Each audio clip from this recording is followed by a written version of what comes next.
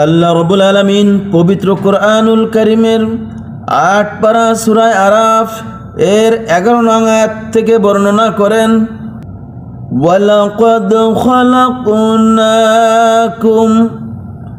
অবশ্যই আমি তোমাদেরকে সৃষ্টি করেছি, সুম্মা সাওয়ারনাকুম, অতঃপর আমি তোমাদেরকে রূপ দান করেছি, তোমাদেরকে আকৃতি দান করেছি, সুম্মা কুলনা লিল মালাইকাতি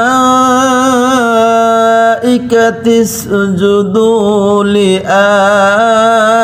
আদম, অতঃপর আমি ফেরেশতাদেরকে নির্দেশ দিয়েছিলাম যে তোমরা আদমের উদ্দেশ্যে সিজদা করো, অর্থাৎ তার কাছে আত্মসমর্পণ করো।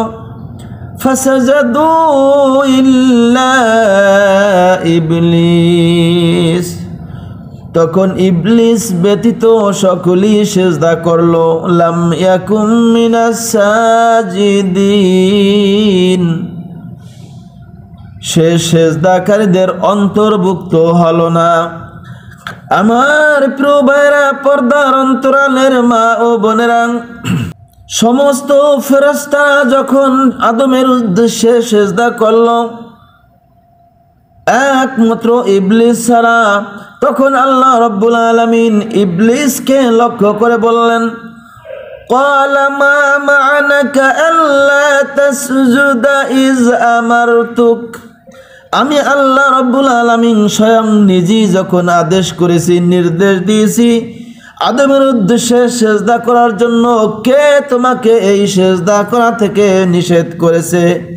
কে তোমাকে এই সিজদা করা থেকে বারণ করেছে? ক্বালা, তখন সে আযাজিল বলে উঠল, আনা খায়রুম মিন, আমি তো তার চাইতে উত্তম, অর্থাৎ আদম আলাইহিস সালামের চাইতে আমি হয়েছি শ্রেষ্ঠ। খালাকতানি মিন নার, আপনি তো আমাকে আগুন দ্বারা সৃষ্টি করেছেন। ওয়া খালাকতাহু মিন তিন, আর আপনি আদমকে সৃষ্টি করেছেন মাটি দিয়ে।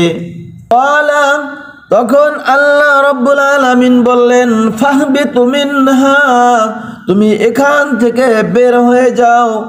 ফামা ইয়াকুনু লাকা আন তাতাকাব্বারা ফিহা, তোমার এখানে অহংকার করার কোনোই অধিকার নাই।